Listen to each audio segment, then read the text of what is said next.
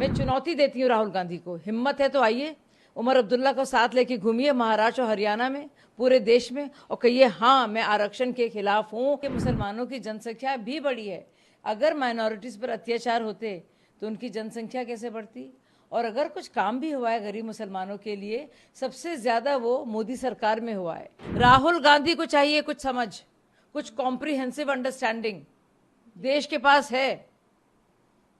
बालक बुद्धि जो उनकी है उसकी सोच से हटें। वो इतने सालों तक दहशतगर्दी का माहौल रहा है, अलगाववादियों का माहौल रहा है, और इस तरह से जो सेसेशनिस्ट फोर्सेस हैं जो देश को तोड़ने की कोशिश लगातार करती हैं और पाकिस्तान परस्ती करती हैं, उनके ही हक में लगातार इन तीन खानदानों ने काम किया है।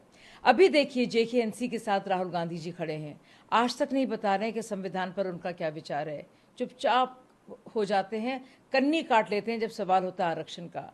370 के हटने से आरक्षण दिया गया है, आरक्षण को दिया गया है देश के कानून जो संविधान में है, जो हमारे पीनल कोड का हिस्सा है, आप देखिए जो हमारे संहिता का हिस्सा है, आप देखिए वो सारे कानून रद्द हो जाएंगे और आरक्षण को हटाया जाएगा। फिर भी जब JK-NC अपने मैनिफेस्टो में बाकायदा इसका जिक्र करती है कि आर्टिकल 370 हटाया जाए, 35A हटाया जाए, तो क्या चाहते हैं राहुल गांधी? जो महिलाओं के हक हैं, जो बकरवाल समाज के हक हैं, जो हमारे वाल्मीकि समाज के हक हैं, वो छीन लिए जाएं। जो वहाँ के हमारे गुज्जर भाई बहन हैं उनके अधिकार, उनके हुकूक छीन लिए जाएं। तो वो आरक्षण विरोधी है, वो खुद कह भी रहे हैं इस बात को जब वो गए थे कि जब सोसाइटी पूरी फेयर हो जाएगी तो हम उसको हटा देंगे।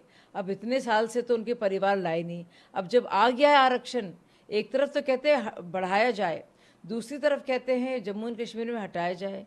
ये कैसे दोहरे मापदंड हैं? इसका जवाब राहुल गांधी को देना पड़ेगा। क्या उमर अब्दुल्ला को घुमाएंगे वो? क्या वो कैंपेनर बनेंगे? क्या उनको लेकर हर जगह जाएंगे महाराष्ट्र और हरियाणा और कहेंगे मैं इस शख्स के साथ हूं जो बाकायदा चाहता है कि आरक्षण हटाए जाएं?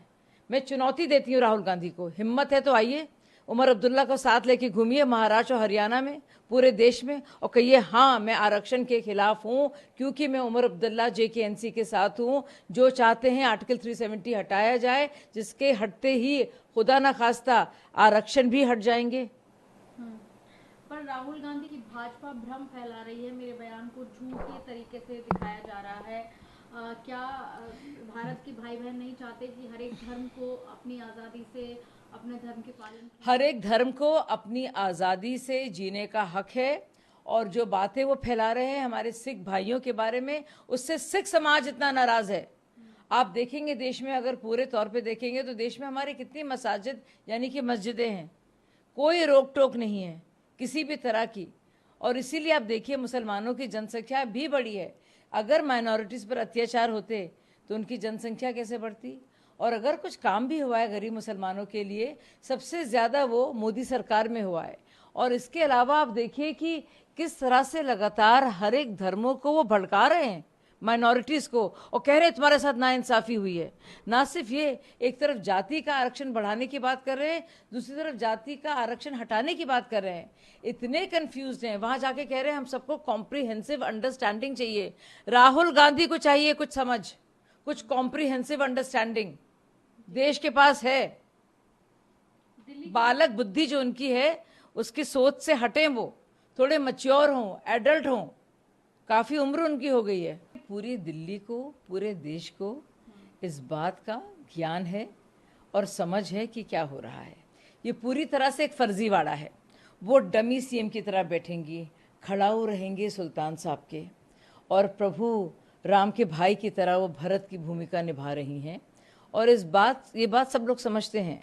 असेंबली भंग करेंगे, नए इलेक्शन की मांग करेंगे, तब तक क्योंकि सेफ बैठे हैं, ना इन्हें विधायक पसंद करते हैं, ना ये अन्ना आंदोलन से निकली हैं, तो जाहिर सी बात है भी पावर सेंटर बना नहीं सकती।